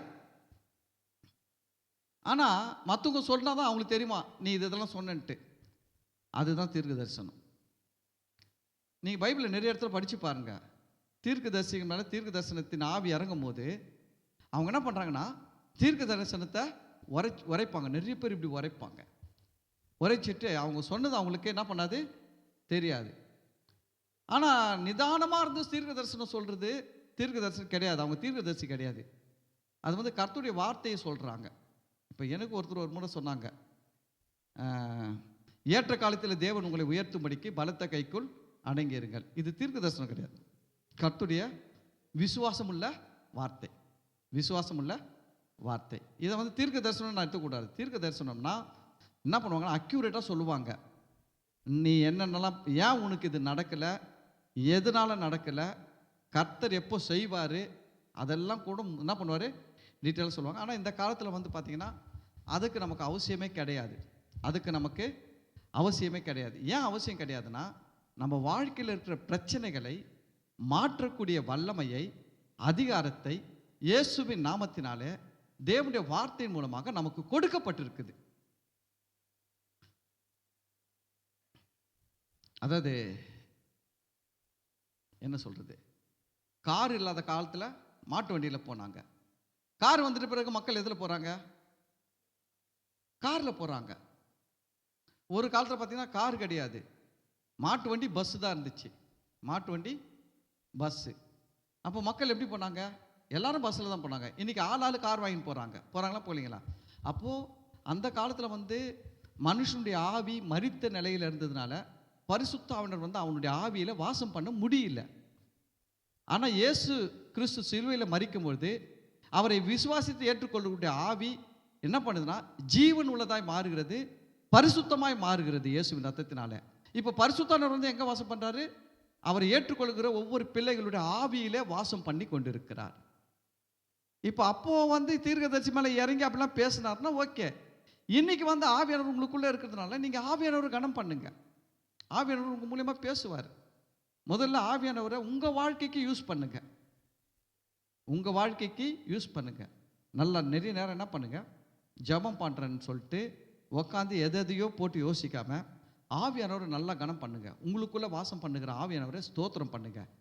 ஆவியானவரே எனக்குள்ளே நீர் வாசம் பண்ணுறதை நான் விசுவாசிக்கிறேன் சொல்லிட்டு நல்லா எனக்குள்ளே வாசம் பண்ணுகிற பரிசுத்தாவினரும் உமக்கு ஸ்தோத்திரம் ஸ்தோத்திரம் ஸ்தோத்திரம், எனக்குள்ளே வாசம் பண்ணுகிற பரிசுத்தாவினரும் உமக்கு ஸ்தோத்திரம் ஸ்தோத்திரம் ஸ்தோத்திரம் சொல்லிட்டு நீங்கள் 1000 சோத்திர பலி எதுக்கோ சொல்லி எந்தெந்த நாமத்தையும் சொல்லி சோத்திரம் பண்ணாதீங்க.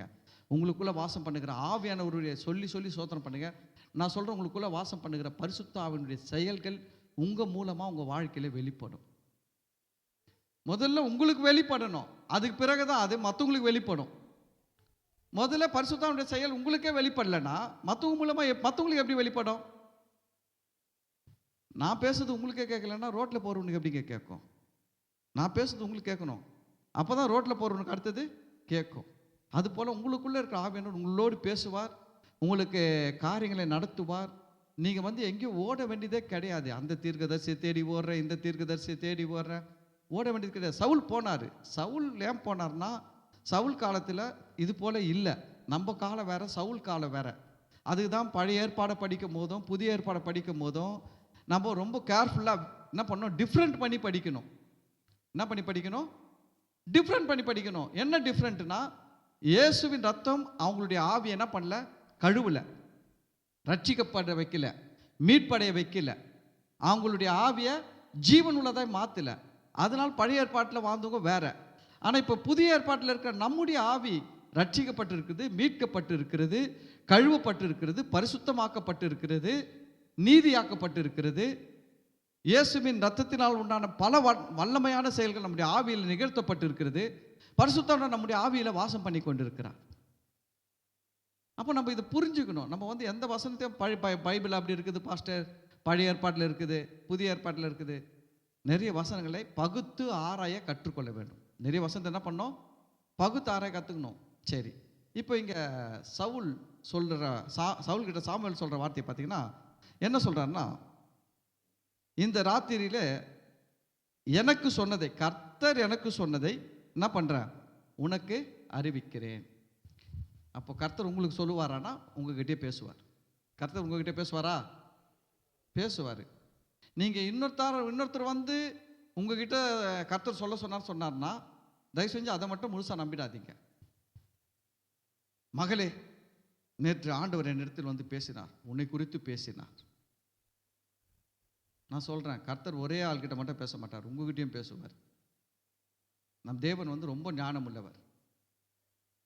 என்னை பற்றி உங்ககிட்ட பேசினார்னா, நல்லா கவனிங்க, என்னை பற்றி உங்ககிட்ட பேசினார்னா இவங்க வந்து சொல்லுவாங்கன்ட்டு உங்களை பற்றி என்கிட்ட பேசுவார். பைபிளை படிச்சுன்னா அனனியா, சவுல் போகிற வழியில் என்ன பண்ணிட்டாரு, சவுல் போகிற வழியில் ரட்சிக்கப்பட்டார பண்ணலையா? புதிய ஏற்பாட்டு சவுல். பவுல், அப்போஸ்தலனாகிய பவுல் பேர் தான் சவுல். நீங்கள் இங்கே போட்டு குழப்பிக்காதீங்க. இந்த சவுல் ராஜா பழைய ஏற்பாட்டில். புதிய ஏற்பாட்டில் சவுல் வந்து பார்த்தீங்கன்னா பவுல் என்று அழைக்கப்படுகிறவருடைய பேர் தான் வந்து ஒரிஜினல் பேர் என்னது, சவுல். புரியுதுங்களா? அந்த சவுல் சந்திக்கிறார், இயேசு கிறிஸ்து அந்த சவுலை சந்திக்கிறாரு. சந்திச்சு கண்ணு தெரியாமல் போயிடுச்சு. இப்போ இந்த சவுல் கிட்ட என்ன சொல்றாரு ஆண்டவர், இந்த ரோட்டில் போ, அங்கே ஒருத்தர் இருக்கிறார், பேர் என்ன, அனனியா, அவங்க கிட்ட போய் நீ என்ன பண்ணிக்கோ, ஜெபம் பண்ணிக்கோன்னு சொன்னார்களா? சொல்லிக்கலாம், சொன்னார். அதோடு நிறுத்திட்டாரா? அங்கே போனார் அனனியா கிட்ட போனாரா? அனனியா கிட்ட போனாரா? போனார். அனனியா கிட்ட என்ன சொன்னார், சவுல்ன்ற ஒருத்தன் கண்ணு தெரியாமல் கூட்டனாக்குறான், அவனுக்கு நீ என்ன பண்ணு, ஜெபம் பண்ணுன்னு சொன்னாரா? சொல்லிங்களா? அனனியா சொன்னார், ஐயோ அந்த சவுலா மோசமான ஆண்டவரே, எல்லாம் சபையை நாசப்படுத்தி உங்களுடைய ஆலயத்தெல்லாம் இடித்து போட்டு உங்களுடைய ஜனங்களெல்லாம் சவுக்கால் அடித்து ஜெயிலில் போட்டு கிடக்கிறானே, அவங்ககிட்டயே அனுப்புறீங்கன்னாரு. ஆண்டவர் சொன்னார், அவன் சரியாயிட்டான், நீ போனார். சொன்னாங்களா சொல்லீங்களா? சொன்னார். கொர்நேலியுக்கு ஒரு தேவ தூதர் மூலமாக தரிசனம் கொடுத்து தேவன் பேசுகிறாரு. என்ன பேசுகிறாரு? அந்த தோல் பதனிடுகிறவனாகிய சீமோன்ற வீட்டில் தங்கி இருக்கிற பேதுரு என்ன பண்ணு, கூப்பிடு சொல்லிட்டு யார்கிட்ட பேசினாரு? கொர்நேலியு கிட்ட பேசினார். கொர்நேலியு யாரை அனுப்புகிறாரு? நாலு நபரை அனுப்புகிறாரு. அவங்க அங்கே போயிட்டாங்க பேதுருக்கிட்ட. பேதுரு மேலே இருக்கிறாரு. கீழே வந்து விசாரிக்கிறாங்க. இந்த அட்ரஸ் தான் அனுப்புனாரு எங்கள் நூற்றுக்கு அதிபதி, எங்கள் கமாண்டரு. இங்கே யாரோ பேதுருன்னு இருக்கிறாராமே அப்படின்னு கேட்குறாங்க. ஆனால் அவங்க என்ன பண்ணுறாங்க தெரியுங்களா? டக்குன்னு பதில் சொல்லல. ஏன்னா வந்திருக்குது யாரு? போலீஸ்காரங்க. ஏற்கனவே ஒரு பிடிச்சி வச்சுட்டாங்க. வச்சு தேவதூதன் என்ன பண்ணி விட்டாரு? காப்பாற்றி விட்டாரு. ஏற்கனவே பிடிச்சி வச்சாங்க, தேவதூதரை காப்பாற்றினாரு. அதனால் இவர் வந்து இந்த ஏரோதில் என்ன பண்ணிக்கிறாங்க? பேதுரை பிடிச்சி வெட்டணும்னு சொல்லிட்டு பிளான் பண்ணியிருக்கிறாங்க. வந்து நிற்கிறவங்க போலீஸ்காரங்க. அதனால் கீழே இருந்த அந்த ஹவுஸ் ஓனர் முதற்கொண்டு என்ன பண்ணுறாங்க? முழிக்கிறாங்க. இருக்கிறான்னு சொல்லலாமா, இல்லைன்னு சொல்லலாமா, தெரியும்னு சொல்லலாமா, தெரியாதுன்னு சொல்லலாமா? இவங்க இப்படி முடிச்சுன்னு இருக்கும்போது கர்த்தர் என்ன பண்ணார் தெரியுங்களா? பேதுருக்கிட்ட பேசினார். நீ ஒன்றுக்கும் சந்தேகப்படாமல் அவர்களோடு கூட போ சொன்னார்களா சொல்லிங்களா? அப்போ நம்ம ஆண்டவர் என்ன பண்ணுறாரு? ரெண்டு பக்கம் பேசுகிறாரா பேசலையா? இதுதான் நம்ம ஆண்டவர். நான் எனக்கும் வரும் சில நேரத்தில், உங்களுக்கு யாராவது ஒருத்தரை குறித்து எனக்கு ஆண்டவர் சொப்பனத்திலையா இல்லை தரிசனத்தில் ஏதாவது என்கிட்ட சொன்னார்னா, நான் அந்த காரியத்தை உங்ககிட்ட சொல்கிறதுக்கு முன்னாடி உங்களுக்கும் சொல்லிடுவார், உங்களுக்கும் காட்டிடுவார். இந்த காரியத்தை குறித்து நீ என்ன பண்ணணும், கொஞ்சம் கவனமாயிரு, இந்த காரியத்தை குறித்து எச்சரிக்கையாயிரு சொல்லிட்டு உங்ககிட்ட என்ன பண்ணுவார்? பேசிடுவார். எனக்கும் காட்டுவார், உங்ககிட்டயும் பேசுவார். உங்களுக்கு ஏதாவது ஒன்று எனக்கு சொல்லணும்னு சொன்னால் ஆண்டவர் உங்ககிட்டயும் சொல்லுவார், என்கிட்டயும் சொல்லுவார். புரியுதுங்களா? அதனால நம்ம இதிலெல்லாம் ரொம்ப கவனமாக இருக்கணும். தீர்க்க தரிசன விஷயத்தில் ரொம்ப கவனமாக இருக்கணும். யாருன்னா வந்து நம்ம வீட்டில் உக்காந்து நின்றுக்கின்னு கர்த்தர் சொன்னார் அதை சொன்னார்னா நம்ம எல்லாத்தையும் உள்ளே வாங்கின்னு இருக்கக்கூடாது. அதனால் நான் வந்து எனக்கு ஆண்டவர் வந்து சில காரியங்கள் பேசுவார், நான் பேசாமல் இருக்க மாட்டேன், பேசுவார். ஆனால் நான் எல்லாருக்கிட்டையும் போய் சொல்லின்னு இருக்க மாட்டேன். எனக்கு கர்த்தர் உன்னை பற்றி சொன்னார், உன்னை பற்றி சொன்னார், உன்னை பற்றி எதை சொல்கிறாரோ என் உள்ளத்தில் அவர் பேசுவார். சில நேரத்தில் சில ஆட்களை சொல்லுவார், இவங்களுக்கு நான் இதை செய்வேன்னு சொல்லு, நான் சொல்லுவேன். ஆனால் வந்து அதுக்கு முன்னாடி உங்ககிட்ட அதை பற்றி பேசியிருப்பார் ஆண்டவர். அதுக்கு முன்னாடி உங்ககிட்ட என்ன பண்ணியிருப்பாரு? பேசியிருப்பார். உங்ககிட்ட பேசாத ஒன்று என்கிட்ட சொல்ல மாட்டார். நம்ம அதை புரிஞ்சுக்கணும். அதனால் இந்த விஷயத்தில் ரொம்ப எச்சரிக்கையாக இருங்க. தீர்க்கதரிசின்ற பேரில் வந்து உங்கள் வீட்டில் வந்து அது இருக்குது, இது இருக்குது, என்ன உங்கள் கட்டு அந்த கட்டு இருக்குது. இன்றைக்கி நிறைய ஊழியக்காரங்க அப்படியே அலையிறாங்க. என்ன பண்ணுறாங்க? ஒரு வீட்டில் ஜெபம் பண்ண போகிறது, ரட்சிக்கப்பட்டவனும் ரட்சிக்கப்படாதவனும் தெரியாது. உள்ளே போன உடனே அப்படியே ஒரு மாதிரி இந்த மந்திரக்காரவங்களாம் பார்க்குற மாதிரி பார்க்குது. அங்கே மூளை மூடிலாம் பார்க்குது, அந்த மூலையை பார்க்குது, இந்த மூலையை பார்க்குது, இப்படி பார்க்குது, அப்படி பார்க்குது, ஒரே மிரட்சியாக பார்க்குது. அந்த வீட்டில் இருக்கிறவங்களாம் பயந்துருவாங்க. ஐயா என்னங்க ஐயா, என்னங்க ஐயாண்ணா, உன் வீட்டில் கட்டுக்குது. என்ன பண்ணோம்? 7 வாரம் உபவாச ஜெபம் வைக்கணும். நான் சொல்கிறேன், வசனம் சொல்லுது, நான் அவர்களுக்குள்ளே உலாவி, நான் அவர்களுக்குள்ளே வாசம் பண்ணி, நான் அவர்கள் தேவனாக இருப்பேன், அவர்கள் என் ஜனங்களாக இருப்பேன்னு சொன்னவர் சர்வ வல்லமையுள்ள தேவன். அவரை விட பெரிய சக்தி இந்த உலகத்தில் ஒன்றும் கிடையாது. அவருக்கு ஈடா இணையா ஒன்றுமே இருக்க முடியாது. நீங்கள் இந்த வசனத்தை கிளைம் பண்ணீங்கன்னு வச்சுக்கோங்களேன், என் வீட்டில் எதுவும் இருக்க முடியாது. ஏன்னா என் தேவன் சொல்லியிருக்கிறாரு, நான் அவர்களுக்குள்ளே உலாவி அவர்களுக்குள்ளே வாசம் பண்ணி அவர்கள் தேவனாக இருப்பேன்னு சொல்லியிருக்கிறாரு. அது மட்டும் கிடையாது, நீங்கள் தேவனுடைய ஆலயமாக இருக்கிறீர்கள், தேவனுடைய ஆவி உங்களில் வாசமாக இருக்கிறார் என்று அறியாது இருக்கிறீர்களான்னு வசனம் சொல்லுது. இப்போ ஆண்டவர் என் வீட்டில் மட்டும் உலாவது கிடையாது, எனக்குள்ளேயும் வாசம் பண்ணின்னு இருக்கிறாரு. என்னை மீறி என் வீட்டில் எதுவுமே வர முடியாது அப்படின்ற ஒரு விசுவாசத்தில் நீங்கள் வந்து இந்த வசனத்தை நீங்கள் கிளைம் பண்ணும்போது அந்த வசனத்தில் இருக்கிற வல்லமைகள் உங்கள் வீட்டில் வேலை செய்ய ஆரம்பிக்கும். நீங்கள் அதில் தான் போகணும். நீங்கள் அதை விட்டு யாரோ பாஸ்டர் வந்தாங்க இன்னைக்கு போய் நான் ரொம்ப வருத்தமான காரியங்க. நிறைய ஊழியக்காரங்க அதுவும் வெள்ளை ஜீப்பா போட்டுக்குன்னு மக்கள் வீட்டில் போய் அந்த கட்டு இருக்குது, இந்த கட்டுக்குது. ஒரு பாஸ்டர் அப்படி தான், இப்போ இல்லை, பல வருஷங்களுக்கு முன்னாடி ஒருத்தர் வீட்டில் போயிருக்கிறாரு. அந்த வீட்டில் ஒரு குழந்தை செத்து போச்சு, ஒரு பையன் செத்து போயிட்டான். அந்த வீட்டுக்கு போய்க்கிறாரு. போயிட்டு ஒரு அது மாதிரி மிரட்சியாக எல்லாத்தையும் பார்த்துட்டு ஜெபம் பண்ணிட்டு வரும்போது, கிளம்பி வரும்போது சொல்லிட்டு வந்தாராம், ஃப்ரிட்ஜாண்ட கருப்பாக ஒன்று நின்றுக்குது, நான் பார்த்துட்டு தான் போகிறேன். என்னது? ஃப்ரிட்ஜாண்ட என்ன நின்றுட்டு தான் கருப்பாக ஒன்று நின்றுக்குது. அந்த குடும்பம் அடுத்த செகண்டே ஒரே அலறி ஆச்சு. இந்த ஆள் பார்த்துட்டு போகிறேன்னு சொல்லி 500 காணிக்கலாம் வாங்கிக்கினேன். 500 காணிக்க வாங்கிட்டு போகும்போது ஃப்ரிட்ஜாண்ட கருப்பா நிற்குதுன்னு சொல்லிட்டு போயிட்டாரு. அந்த குடும்பம் அலறி ஆச்சு. அப்புறம் அவங்க நம்ம சபைக்கு வர ஆள் கூட ஒரு ஃபோனை பண்ணி கேட்டு, இது மாதிரி இருந்தாலும் சொன்னார். என்ன கூப்பிட்டாங்க, ஐயா நீங்கள் வந்து கொஞ்சம் பாருங்கள் தெரியுதான்ட்டு. நான் போயிட்டு தெரியுதா தெரியலையான்லாம் பார்க்கல. நான் சொன்னேன், நான் சத்தியத்தை போதிக்கிறவன், நான் வசனத்தை போதிக்கிற ஆள். நான் சொன்னேன், ஒரு ஏழை லாசர் இருந்தான், பணக்காரன் தான், 2 பேரும் செத்துட்டாங்க. 2 பேரும் ஒருத்தன் பாதாளத்துக்கு போயிட்டான், ஒருத்தன் பரதீசுக்கு போயிட்டான். ஆனால் பாதாளத்தில் இருக்கிறவனாலையும் இந்த பூமிக்கு வர முடியல, பரதீசு போனவனாலையும் இந்த பூமிக்கு வர முடியல. அப்போ செத்து போன ஆத்மா என்ன பண்ணாது, வராது. அவர் என்ன சொல்லிட்டு போனாரு, செத்து போன பையன் கருப்பா நிற்கிறான். வசனம் சொல்லுது, சத்தியத்தை அறிவீர்கள், சத்தியம் உங்களை விடுதலையாக்கும். அந்த குடும்பம் பாருங்க, அந்த வார்த்தையை சொன்ன உடனே அவங்களுக்கு பாதி பயம் போயிடுச்சுங்க. பாதி பயம் போயிடுச்சு. அது செத்து போனது புள்ள தான், செத்து போனது புள்ள தான். ஆனால் அது கருப்பா வந்துக்குது, பேயா வந்துக்குதுன்னா எப்படி இருக்குது, உள்ள பயமா இருக்குது. ஆனால் இப்போ வசனத்தை சொன்ன உடனே இந்த வசனம் போய் அவங்கள விடுதலை ஆக்கிடுச்சு. அவங்க அதில் தெளிவாயிட்டாங்க. இப்போ என்ன சொல்கிறாங்க தெரியுங்களா, ஆயிட்டாங்க. அதுக்கப்புறம் நான் இன்னொன்று கேட்டேன், சரி ஒரு பாஸ் என்ன பண்ணியிருக்கணும், கருப்பாக ஒன்று தெரிஞ்சிருந்தா இயேசுவின் நாமத்தில் வெளியில் போய் இந்த வீட்டில் உனக்கு என்ன வேலைன்னு துரத்தி விட்டு போயிருக்கணும். ஏன் அவர் அதை துரத்தலை? அதோட அவரை சேர்க்கத்தையே நிறுத்திட்டாங்க. அவர் வீட்டில் கூப்பிட்டு ஜெபம் பண்ணுறதையே நிறுத்திட்டாங்க. இப்போ இதெல்லாம் எதுக்காக சொல்கிறாங்க இவங்கெல்லாம் அப்படின்னா, உங்கள் பயம்தான் அவங்களுடைய பணம், உங்களுடைய அறியாமை தான் அவங்களுடைய வருமானம். அல்லேலூயா. சத்தியத்தை அறிங்க, நல்லா பைபிள் படிங்க, சத்தியத்தை கற்றுக்கங்க. சத்தியத்தையும் அறிவுகள், சத்தியம் உங்களை விடுதலையாக்கும். அதனால் நம்ம ஆண்டவர் எங்கே பேசினாலும் 2 பக்கம் பேசுவாருங்க. நான் சொல்கிறேங்களா, உங்கள் வீட்டில் ஒரு பிரச்சனை இருந்தால் கர்த்தர் முதல்ல உங்களுக்கு காட்டுவார், உங்களுக்கு காட்டுவாருங்க. அப்புறம் என்ன பண்ணுவாருங்களா, உங்களுக்கு சரி பண்ண முடியலன்னா, இது மாதிரி நீங்கள் சபைக்கு தொடர்ந்து வரும்போது ஆண்டவர் அவருடைய வார்த்தைகள் மூலமாக உங்ககிட்ட பேசுவார். தெரியுமா உங்களுக்கு? அவருடைய வார்த்தைகள் மூலமாக உங்ககிட்ட என்ன பண்ணுவார், பேசுவார். நான் பல காரியங்கள், ஊழியக்காரனாகி நான் பல காரியங்கள் பேசும்போது உங்களுக்குன்னு சில வார்த்தைகள் தேவன் உங்ககிட்ட பேசி நிற்பார். நான் நிறைய பேசுவேன், ஒருத்தருக்கு ஒரு காரியத்தை தேவன் என்ன பண்ணி நிற்பார், பேசி நிற்பார். நீங்கள் பலதரப்பட்ட சூழ்நிலையில் வருவீங்க, பலதரப்பட்ட எதிர்பார்ப்புலேருந்து வருவீங்க, பலதரப்பட்ட பிரச்சனையில் இருப்பீங்க.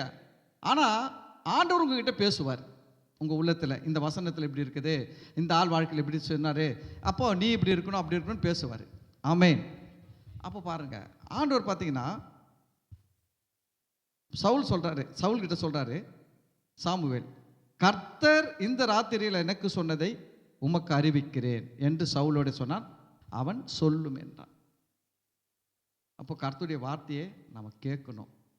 உங்ககிட்ட ஆவியானவர் இருக்கிறார், உங்களுக்குள்ளே யார் இருக்காரு, ஆவியானவர் இருக்கிறார். நான் சொல்கிறேன், நீங்கள் ரொம்ப நல்லா இருக்கணும்னா இந்த தீர்க்கதரிசி அந்த தீர்க்கதரிசின்னு ஓடாதீங்க. உங்களுக்குள்ளே இருக்கிற ஆவியானவர் கூட நல்ல நேரத்தை செலவிடுங்க. உட்காருங்க, ஆண்டவர் சமூகத்தில் உட்காருங்க. உட்கார்ந்து, பரலோக பிதாவே, இயேசுவின் நாமத்தில் உம்முடைய சமூகத்தில் வருகிறேன் சொல்லிட்டு, எனக்கு நீ தந்திருக்கிற பரிசுத்த ஆவியானவருக்காக ஸ்தோத்திரம். நான் ரட்சிக்கப்பட்டு உம்முடைய பிள்ளையாக இருப்பது உம்முடைய கிருபை. நான் ரட்சிக்கப்பட்ட உடனே என்னுடைய ஆவியை இயேசுவின் ரத்தத்தினால கழுவி பரிசுத்தமாக்கி, என்னுடைய ஆவியில் யார் வாசம் பண்ணி கொண்டு இருக்கிறாரு, பரிசுத்தாவினர் வாசம் பண்ணி கொண்டு இருக்காரு. பரிசுத்தாவினரே உண்மை கனம் பண்ணுகிறேன் சொல்லிட்டு பரிசுத்தாவினர் கூட ஜெபம் பண்ணுங்க, பரிசுத்தாவினர் கூட பேசுங்க. புரியுதுங்களா? பரிசுத்தாவினர் கூட பேசுங்க. பரிசுத்தாவினர் கூட நல்லா நீங்கள் அதிலெல்லாம் நீங்கள் பரிசுத்தாவினர் கூட உறவில் நீங்கள் நல்லா டெவலப் ஆகிட்டீங்கன்னு வச்சுக்கோங்களேன். இந்த உலகத்தில் உங்களை சூப்பராக உங்களுக்கு ஒரு ஆலோசனை வழி நடத்துதல் கொடுக்குற ஒரு எந்த மனுஷனும் கொடுக்க முடியாதுங்க. ஆவியானவர் அவ்வளோ அழகாக கொடுப்பாரு, நல்லா பேசுவாருங்க. நீங்கள் சில நேரத்தில் போகிறீங்க, பிரச்சனை வரணும்னா ஆவியானவர் சொல்லுவார் போவாத. சில இடத்துலலாம் சொல்லுவார், நீங்கள் போகிறதுக்கு முன்னாடியே சொல்லுவார் இந்த இடத்துக்கு போவாத வேணான்னுவார். சில நேரத்தில் பார்த்தீங்கன்னா சில காரியங்கள் உங்களுக்கு கெடுதல் வரப்போகுதுன்னா சொல்லுவார், முன்னாடியே சொல்லுவார் இது வரும், நீ உஷாராக என்ன பண்ணி இப்போவே பாதுகாப்பாயிரு, ஜெபம் பண்ணுன்னுவார். தெரியுங்களா? ஆனால் அபிஷேகம் பெற்று அந்நிய பாஷை பேசும்போது அதில் ஒரு நல்லது இருக்குது. அபிஷேகம் பெற்று அந்நிய பாஷை பேசும்போது அதில் ஒரு நல்லது இருக்குது. என்ன இருக்குதுன்னா, இப்போ நீங்க கேட்கணும், அவர் சொல்றதுக்காக நீங்க ஜெபிக்கணும். நீங்க அபிஷேகம் பெற்ற அந்நிய பாஷை பெற்றிருந்தா, நீங்க அந்நிய பாஷை ஆவியானவரே என்னை மறைத்து நீங்க பேசுங்க ஆவியானவர்னு சொல்லும்போது, நீங்க அந்நிய பாஷை பேச ஆரம்பிக்கும்போது, உங்களுடைய குரலை, உங்களுடைய நாக்கை ஆவியானவர் பயன்படுத்தி, அவருடைய மொழியில பிதாவாகிய தேவன்கிட்ட ஜெபம் பண்றாரு. கட்ட வேண்டியதை கட்டுவாரு, கட்டவிழ்க்க வேண்டியதை கட்டவிழ்ப்பாரு. என்னென்னலாம் பண்ணணுமோ அதெல்லாம் அந்நிய பாஷையில் என்ன பண்ணுவார் அவரு? செய்வார். அப்போ அந்நிய பாஷைன்றது ஒரு வரம். புரியுது? அதுதான் நம்ம அந்நிய பாஷையில் வளரணும். அந்நிய பாஷை பெற்றுக்கொண்டவர்கள் என்ன பண்ணுவாங்க? பொதுவாக சபையில் போய் 3வது ஆராதனையில் நல்லா அந்நிய பாஷை பேசிட்டு ஆவியில் நிரம்பிட்டு வந்துடுவாங்க. இதோட எப்போ தான் ஸ்டார்ட் பண்ணுவாங்க? அடுத்த ஞாயிற்றுக்கிழமை 3வது பாட்டுக்கு ஸ்டார்ட் பண்ணுவாங்க. அப்படி இருக்கக்கூடாது. அந்நிய பாஷையை நல்லா பேசணும், அடிக்கடி பேசணும். நீங்கள் அடிக்கடி பேசும்பொழுது உங்களுக்குள்ளே இருக்கிற ஆவியானவர் என்ன பண்ணுறாருன்னா, அவர் ஜெபம் பண்ணுறாரு, அவர் வேண்டுதல் பண்ணுகிறார், விண்ணப்பம் பண்ணுகிறார், கட்ட வேண்டியதை கட்டுறாரு, கட்டவிழ்க்க வேண்டியதை கட்டவிழ்க்கிறாரு. புரியுதுங்களா? உங்களுக்காக சில காரியங்கள்லாம் சொல்கிற ஆவியானவர் பார்த்தீங்கன்னா நல்லா தெரியும். நான் இதெல்லாம் அனுபவித்து சொல்கிறேன், உங்களுக்கு அனுபவித்து சொல்கிறேன். சில நேரத்தில் பிசாசு பிடிச்சவங்களுக்காக நான் ஜெபம் பண்ணுவேன்.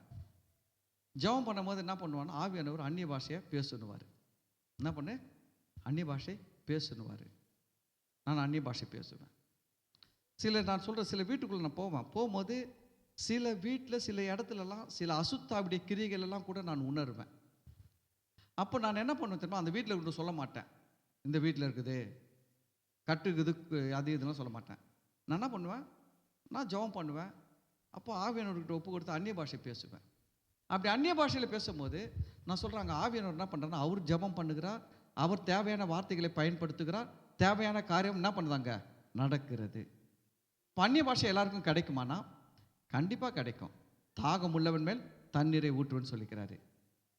புரியுதுங்களா? பொல்லாதவர்களாகிய நீங்கள் உங்கள் பிள்ளைகளுக்கு நல்ல ஈவுகளை கொடுக்க அறிந்திருக்கும் போது பரமபிதா தம்மிடத்தில் வேண்டிக் கொள்வர்களுக்கு பரிசுத்த ஆவி கொடுப்பது அதிக நிச்சயம் அல்லவான்னு சொல்லியிருக்கிறாரு. வரங்களை கொடுப்பாரு, வல்லமைகளை கொடுப்பாரு.